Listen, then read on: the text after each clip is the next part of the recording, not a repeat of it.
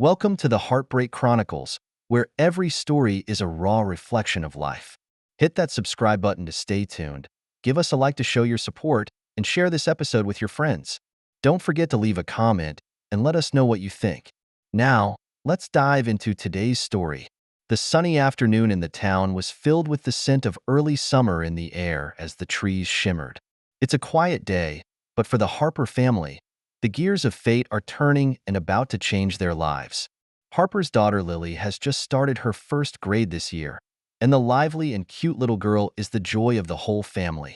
That afternoon, Lily was given a ride home, as usual, by Mrs. Johnson, the mother of a neighbor friend.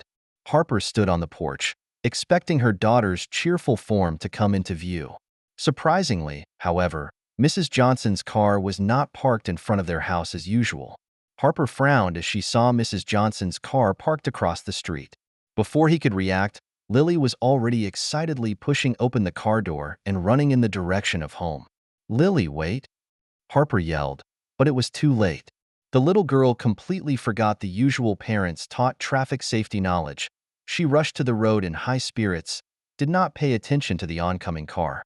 The harsh sound of brakes cut through the calm afternoon and Harper's heart stopped for an instant. "No!" he yelled, sprinting toward the road. Time seemed to freeze in this moment. By the time Harper reaches Lily, the little girl is on the ground, unconscious. Shaking, he dialed the emergency number, inwardly praying that his daughter was safe. Ambulances and police arrived at the scene quickly. Harper accompanies Lily as she is rushed to the hospital, his mind blank, and his only thought is to inform his wife Olivia. Olivia works at a local nursing home and should logically be at work right now. Harper dialed the number for the nursing home. "Hello, this is Harper Lee. I'm trying to reach my wife Olivia. It's an emergency." The receptionist on the other end of the line hesitated and answered, "I'm sorry, Mr. Lee. Olivia took the day off." The answer froze Harper. Olivia took the day off? Why didn't she tell me? A sense of foreboding surged through me. A vacation? She didn't tell me about taking a vacation. Harper tried to stay calm. "Can you tell me when she took the vacation?" The receptionist's voice reveals a hint of unease. Yes, sir. Olivia took a temporary leave of absence this morning. She said there was some personal business she had to take care of." Harper felt a wave of vertigo. Olivia leaves the house in the morning in her work clothes, looking no different than usual. Why did she hide her vacation from me? More importantly, now that Lily's in such a big trouble, where is she? After hanging up, Harper immediately called Olivia's cell phone. However, the call went straight to voicemail. He tried a few more times with the same result. Harper's heart sank as possibilities flashed through his mind. Just then, Harper notices Lily's attending physician approaching him. He forced himself to put his misgivings about Olivia aside for the moment and focused on the doctor's diagnosis. "Sir," the doctor's expression was serious. "We've done a preliminary examination of Lily. She's in a coma and we'll need to run more in-depth tests, including X-rays and an MRI." Harper felt a wave of dizziness. She's going to be okay, right?" The doctor reassured, "We'll do our best, sir. The most important thing now is to determine if she has any intracranial hemorrhages or other internal injuries." Harper nodded mechanically and watched as the doctor took Lily away. He slumped into a chair in the hallway, suddenly feeling more alone and helpless than ever. He pulls out his cell phone again and sends Olivia a detailed voicemail message explaining everything that happened. As the minutes ticked by, Harper's anxiety grew stronger. Finally, over an hour after Olivia's usual quitting time, he heard familiar footsteps. Olivia hurried into the waiting room with a look of panic and guilt on her face. "Harper, I just heard your message. What happened, and is Lily okay?" Harper stood up and scrutinized his wife. Olivia didn't look any different than usual, but he was keenly aware that she smelled faintly of soap, like she did every morning after her bath. This detail caused a sudden flicker of suspicion to rise in Harper's mind. "Lily was in a car accident," Harper said calmly, trying to keep his emotions in check. "I've been calling you, why now?" Olivia avoided her husband's gaze. My cell phone died. I didn't see your message until I was on my way home." She paused and added, "I had a temporary thing today, so I took the day off." Harper felt a stabbing pain in his chest. He remembered the words of the nursing home receptionist and the smell of soap on Olivia. The details were like pieces of a jigsaw puzzle, slowly coming together in his mind. "You took a vacation?" Harper tried to keep her tone calm. "Why didn't you tell me?" Olivia looked a little flustered. I forgot. It happened so suddenly that I just didn't get a chance to tell you." Just then, Lily's primary care doctor came over. Harper puts the conversation on hold for now and turns to the doctor. "Doctor, what are the results of the tests?" The doctor gave a small smile. "Fortunately, Lily has no serious internal injuries, just a mild concussion. We'll keep her under observation overnight, but I'm sure she'll recover soon." Harper and Olivia breathed a sigh of relief at the same time. Though still skeptical, the news that his daughter is safe allows Harper to put aside his suspicions about his wife for the time being. However, just as they're about to go see Lily, Harper notices Olivia's cell phone screen light up. He accidentally glimpsed a text message from a person named Ronald. The cloud of doubt in Harper's mind resurfaces. Ronald? Who is this? Why would he be messaging Olivia at this hour? He remembered some recent changes at the nursing home where Olivia worked. Ronald Foster, the new legal counsel, seems to be close to Olivia. Harper had heard her coworker Emma mention that Ronald came to the nursing home every Friday and paid special attention to the patients Olivia was in charge of. Harper tried to remember the details of the past few weeks. Olivia does mention Ronald a lot and says he's very helpful at work. But now that I think about it, there seems to be something unusually exciting about Olivia's tone and expression when she talks about Ronald. Suddenly, a terrible thought flashed through Harper's mind. Could it be that Olivia and Ronald? He shook his head, trying to chase the thought away. "No, that's not possible. Olivia wouldn't cheat on me. We've been in love for years and have a lovely daughter." But what about those details? Her lies, the smell of soap on her, the text message. Harper took a deep breath and decided to bury those doubts for now. The most important thing right now is Lily's recovery. But he knew that the question had taken root in his mind, and he had to find out the truth. Just then, Emma walked into the waiting room. She's Olivia's coworker and Harper's best friend. Seeing Harper, Emma gives a surprised look. "Harper, what are you doing here?" Emma asked and then saw Olivia. "Oh, Olivia, you're here too. I thought you took the day off." Harper felt his heart racing. He looks over at Olivia and notices that his wife's face has turned pale. Olivia stammered, "Yes, I did take time off work. But Lily had an accident, so I came to the hospital." Emma nodded, but Harper noticed a flash of skepticism in her eyes. He decided to take the chance that maybe Emma knew something. "Emma," Harper asked, feigning casualness, "how's the sanitarium these days? I hear there's a new legal counselor, Ronald something or other." Emma's expression became a little odd as she glanced at Olivia and then said, "Oh, you mean Ronald Foster?" "Yes, he comes to the sanitarium every Friday. He and Olivia get pretty close, to be honest." Harper felt her heart sink. He looked over at Olivia and found his wife looking at Emma with an almost pleading look. Emma seemed to realize she had misspoken and hastily added, "I mean, they work well together at work. Ronald pays special attention to the patients Olivia is in charge of." Harper forced herself to hold back her inner turmoil and said calmly, "Really? That's great. Olivia, why haven't you mentioned this to me?" Olivia forced a smile. "Oh, I thought I mentioned that. Ronald is really professional and helpful at work." Just then, the nurse came over to inform them that they could go see Lily. Harper puts the topic on hold for now, but he knows that it's only temporary. When Lily recovers, he's going to find out what the hell is going on. That night, Harper stays at Lily's hospital bedside, looking at his daughter's sleeping face with conflicting emotions. On the one hand, he's relieved that Lily is safe. On the other, suspicions about Olivia hang over him like a cloud. Olivia sat on the other side of the room, sneaking glances at her cell phone every now and then. Whenever she did, Harper felt a stabbing pain in his heart. He wanted to ask her directly, wanted to know the truth, but was afraid to hear answers that might destroy their family. And so, a sleepless night at the hospital. The next morning, the doctor confirmed that Lily was recovering well and could be discharged. On the way home, the car was unusually silent.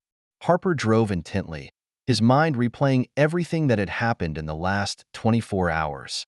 He knew that from now on he would have to be vigilant and pay attention to every detail. He was going to find out the truth, no matter how heartbreaking that truth was. Because for Harper, family is everything. If someone tries to sabotage it, he will fight back. As Lily recovers, peace seems to return to life in the Harper household. Underneath this apparent serenity, however, Harper's inner doubts are like undercurrents, constantly surging. That unease resurfaced whenever he saw Olivia looking down to check her phone. One Friday night, Harper sits in a recliner in the backyard, staring up at the stars in the night sky and thinking. He recalled all the unusual behavior Olivia had been exhibiting lately.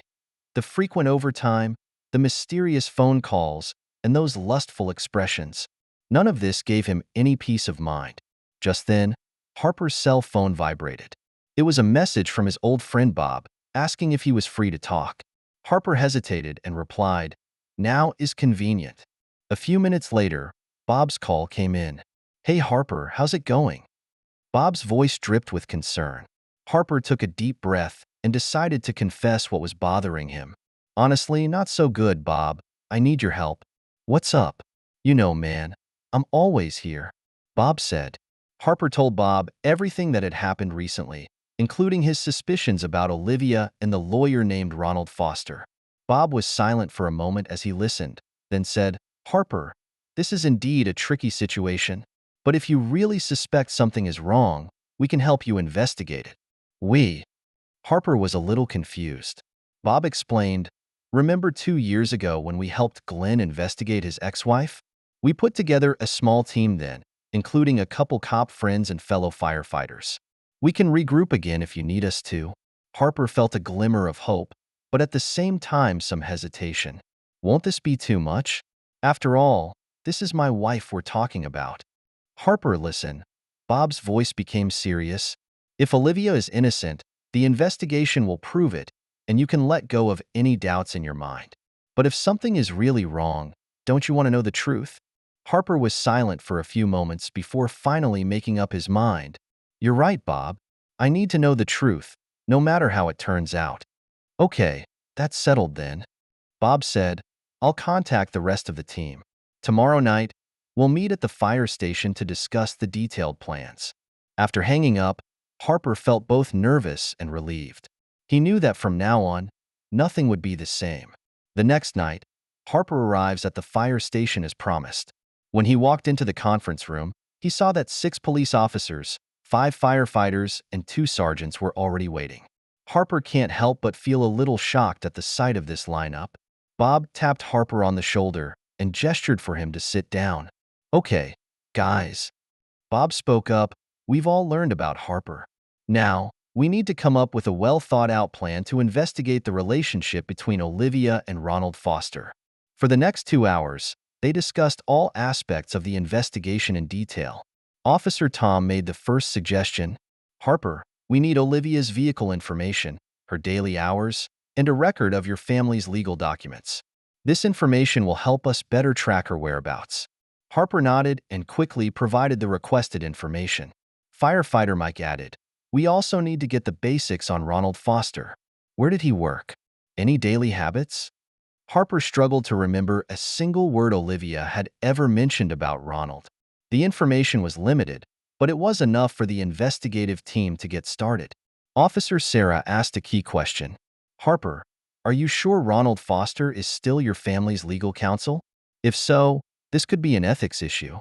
Harper froze for a moment, suddenly realizing she had never seriously considered this. I'm not sure. I'll have to check our legal documents." Bob said seriously, "This is an important clue.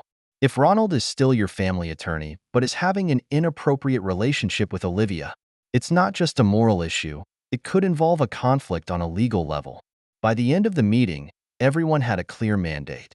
The police officers keep track of Olivia and Ronald's day-to-day movements.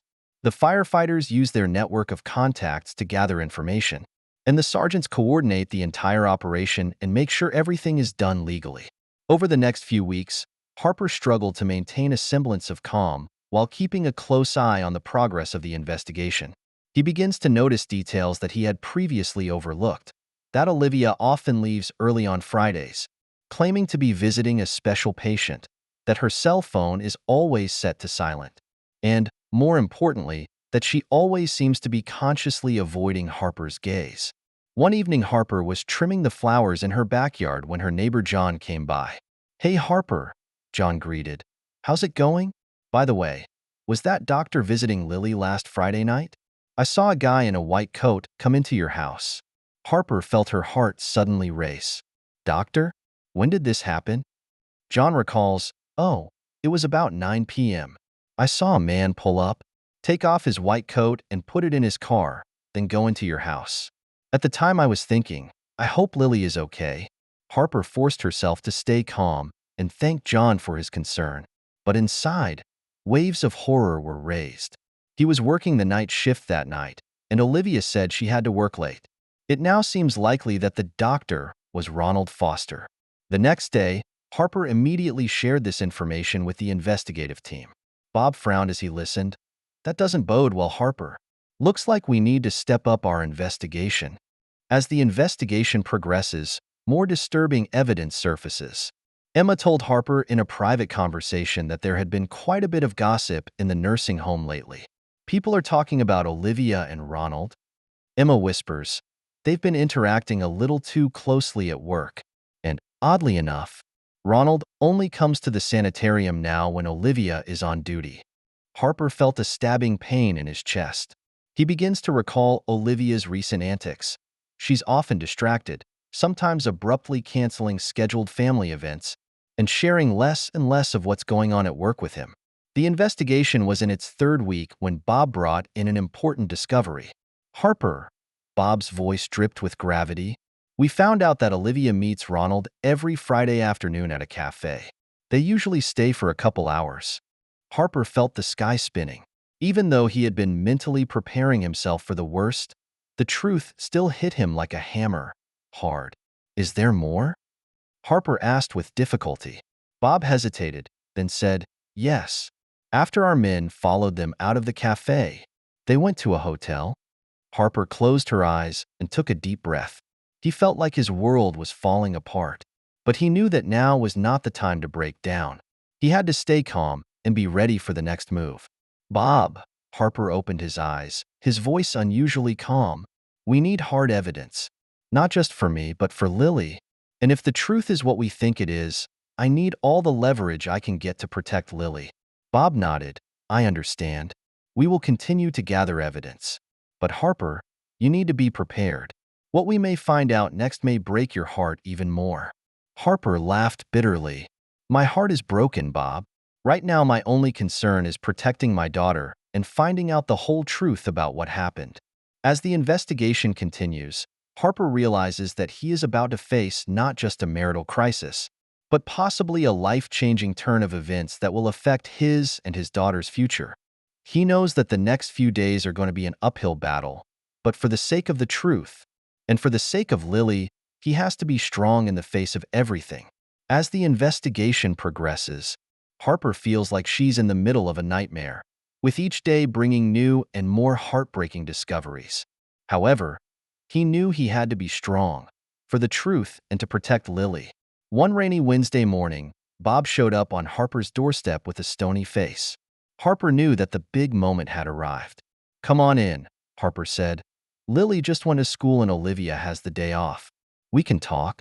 The two men sat in the living room as Bob pulled a thick folder out of his briefcase. "Harper," he took a deep breath, "we found hard evidence." Harper felt her heart race. "How bad is it?" Bob opens the folder and removes a couple of photos. The sight Harper saw sent a momentary wave of vertigo through him. In the photo, Olivia and Ronald Foster are seen cuddling up close in a fancy hotel room. More photos document their intimate behavior on different occasions. "That's not all," Bob said, pulling out a flash drive.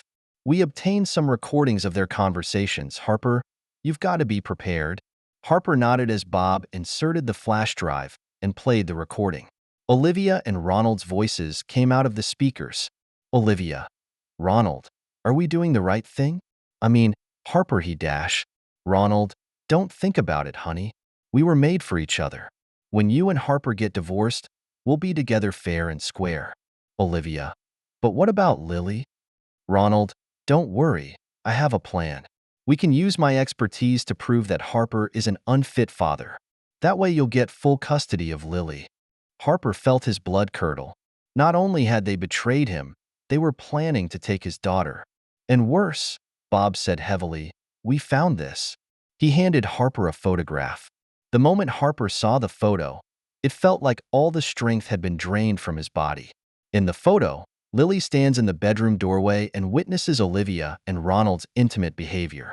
This is too much, Harper said with difficulty. How could they? In front of Lily, Bob said seriously, Harper, this isn't just a moral issue anymore. It's already a legal issue of child protection. Their behavior could cause serious psychological harm to Lily. Harper took a deep breath and tried to calm herself. Bob, what do we do next? I suggest you contact an attorney immediately, Bob said. We have enough evidence on hand to support you in filing a divorce action and seeking custody of Lily. But more importantly, we need to protect Lily from further harm. Harper nods. You're right. I will contact a lawyer immediately. But Bob, there's one more thing I need your help with. What is it? I need you to contact the state medical board and the nursing board for me. Ronald, as our family attorney, has committed a serious breach of professional ethics by having this relationship with Olivia. And Olivia, as a nurse, should be investigated for doing this in front of a child. Bob nodded approvingly. I understand. I'll get right on it. Just then, Harper's cell phone rings. It was a call from Lily's school. Mr. Harper, came the principal's voice. We need you to come to the school immediately. Lily has been acting strangely today, and she's told her teachers that she's seen things that confuse her. Harper's heart sank. He knew that things were beyond repair. I'll be right there, he said to the principal, then turned to Bob. I have to pick up Lily from school. Looks like we'll have to move faster. Bob nodded. Go on. I'll take care of things here. Remember, Harper, no matter what happens, you're not alone. We've all got your back. Harper gave Bob a grateful look, then quickly left the house. A million thoughts flashed through his mind on the way to school. He knew that from now on, his life would change forever. But no matter what, he must protect Lily. It's the only thing on his mind. Upon arriving at the school, Harper finds Lily sitting in the principal's office, looking confused and upset. Daddy! Seeing Harper, Lily immediately ran over and hugged him. Harper knelt down and gently stroked his daughter's hair. It's okay, baby. Daddy's here. The principal approached, looking serious. Mr. Harper, we need to talk. Lily drew some in class today.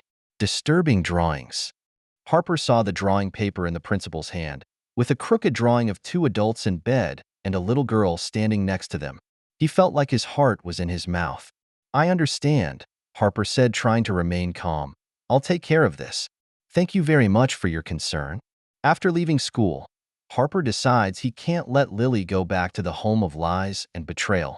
He drove straight to his parents' house. Harper, what happened? Harper's mother, Grace, was surprised to see her son and granddaughter suddenly appear.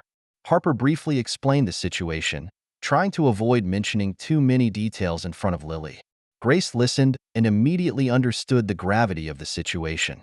You can stay here as long as you want, Grace said firmly, and your father and I will help you take care of Lily. Harper nodded gratefully before turning to Lily. Honey, would you like to stay with Daddy at Grandma's for a while? Lily nodded, still a little confused, but she looked happy to be with her grandmother. After settling Lily, Harper walked out to the yard and called his lawyer, David. David, I need your help. Harper's voice was low and firm. I'm going to file for divorce and full custody of Lily. I have solid proof that Olivia is unfit to be a guardian. After listening to Harper's account, David said he would start preparing the relevant documents immediately. Harper, given the unique nature of the situation, I suggest you apply for an emergency custody order. This will ensure that Lily can stay with you at all times during the divorce proceedings. Harper agreed to David's suggestion. After hanging up, he contacted Bob again to confirm that the complaint about Ronald and Olivia had been submitted to the proper authorities. Just as Harper is about to head back to the house, he gets a text from Olivia. Harper, where have you been? Why did you pick Lily up from school? Harper stared at her cell phone screen and felt a surge of heartache and anger. Instead of replying, he just blacked out Olivia's number. He knows that from now on, all communication will be through an attorney. That night, while Lily slept peacefully in the guest room, Harper sat in the yard, staring at the stars. He thought back to the moments when he and Olivia had met and fallen in love, to the joy of Lily's birth. What was once a beautiful memory is now so bitter. But Harper knows that no matter how much hardship lies ahead, he must be strong. For Lily's sake, for the sake of their future, he must win this battle. Early the next morning, Harper got a call from David. Good news, Harper. The judge granted an emergency custody order. From now on, Lily will be in your full custody until the court makes a final decision. Harper breathed a sigh of relief. Great. Thanks, David. One more thing, David continued. We have arranged to formally serve Olivia with divorce papers next Monday. You need to be prepared for that, Harper. Once the papers are served, things could get a lot more complicated. Harper takes a deep breath. I understand. Whatever happens, I'll face it. After hanging up the phone, Harper looks at Lily, who is eating breakfast with her grandmother, and his heart fills with determination. He knew that the next few days would be an uphill battle, but he's willing to do whatever it takes to protect Lily and their future. As the date for service of divorce papers approaches, Harper feels a sense of pressure she's never felt before. He knew that the situation would escalate rapidly once the papers were served. To ensure Lily's safety and his own rights, he decides to take more aggressive action. On Sunday night, Harper gathered his support team Bob, David, and a few trusted friends for a small meeting in the living room of his parents' house. Guys, Harper spoke, determination in his voice. First of all, I want to thank you for your continued support. I don't know how I would have gotten through this without all of you. Bob patted Harper on the shoulder. Dude, we're always on your side. Harper nodded and continued. Tomorrow, Olivia will be served with divorce papers. We have to be prepared for whatever might happen next. David, can you give us a rundown of the legal process? David cleared his throat. Of course. Once Olivia receives the papers, she has 21 days to respond. Given the evidence we have, I strongly suggest you consider a strategic move, temporarily transferring your custody to your parents. The room was filled with surprised expressions. Harper's mother, Grace, asked, What does that mean, David? David explains, This is a protective measure. Considering the extreme actions Olivia and Ronald may take, a temporary transfer of custody will ensure Lily's safety. At the same time, it will demonstrate in court that Harper is willing to take all necessary steps to protect his daughter. Harper thinks for a moment, then says firmly, I agree. If it protects Lily, I'm willing to do it. Bob interjects suddenly, One more thing, Harper. We've received word that the state medical board has opened an investigation into Ronald Foster. They're taking this gross violation of professional ethics very seriously. Harper felt a twinge of relief that at least justice was being served. What about Olivia? He asked. The nursing board is also involved, Bob replied, and they are reviewing Olivia's behavior for compliance with professional standards. After the meeting, Harper lay in bed, unable to sleep for a long time. He knew that tomorrow would be a turning point. No matter what happens, he must remain calm and provide a stable environment for Lily. The next morning, Harper wakes up early to take Lily to school. At the school entrance, he crouched down to be at his daughter's level. Lily, listen, he said softly. If anyone comes to see you at school today, don't leave with anyone but me, Grandma, or Grandpa, okay? Lily nodded, a little skeptical, but she trusted her father. Harper watched Lily walk into the school and then drove to the lawyer's office. In David's office, Harper signed the paperwork to temporarily transfer custody to her parents. Remember, Harper, David said, this is only temporary. Once things stabilize, we can restore your custody. Just then, Harper's cell phone rings. It was Bob calling. Harper, I have news. Bob's voice dripped with excitement. Ronald Foster has been suspended by the medical board. They're conducting a full investigation. Harper felt a wave of relief. That's great news, Bob. Thank you. After hanging up, Harper took a deep breath. He knew that the counterattack had begun, but it was only the beginning of a long battle. In the afternoon, Harper got a call from the school. "Mr. Lee," the principal said, "Olivia came to the school to try to pick up Lily, but we didn't let her take the baby as you instructed. She looks angry." Harper arrived at the school immediately. When he arrives, he sees Olivia arguing excitedly outside the principal's office. Harper, seeing him, Olivia immediately rushed over. "How dare you?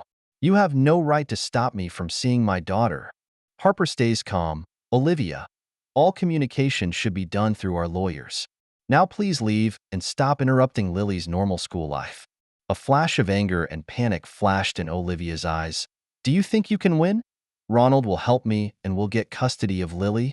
Harper shook her head. "Olivia, do you really think Ronald can still help you? He's already been suspended by the medical board. And I suggest you think about your situation.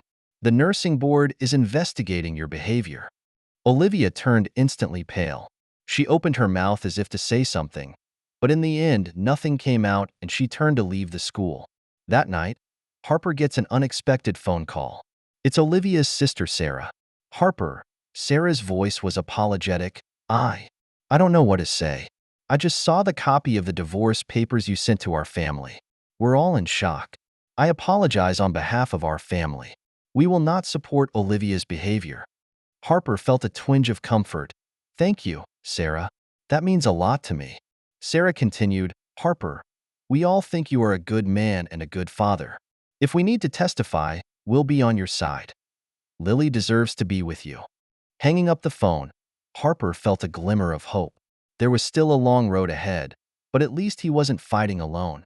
Over the next few weeks, things began to move in Harper's favor.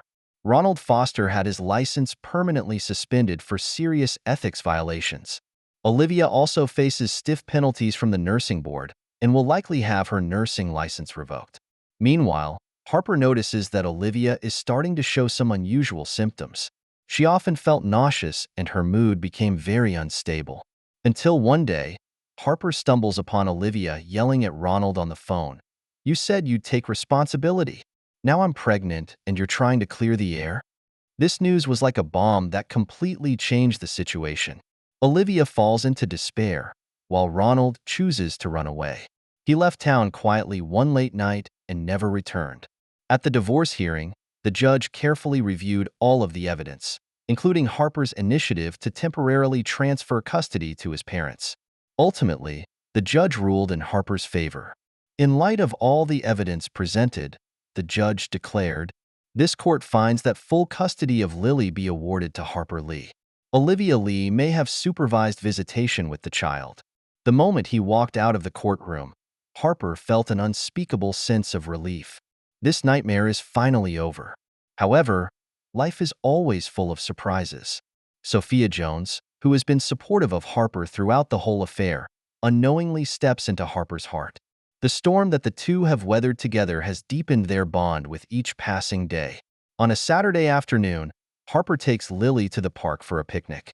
Sophia and her son Terry traveled with her. Watching the two children chasing and playing in the grass, Harper turned to Sophia with a gentle glint in his eyes.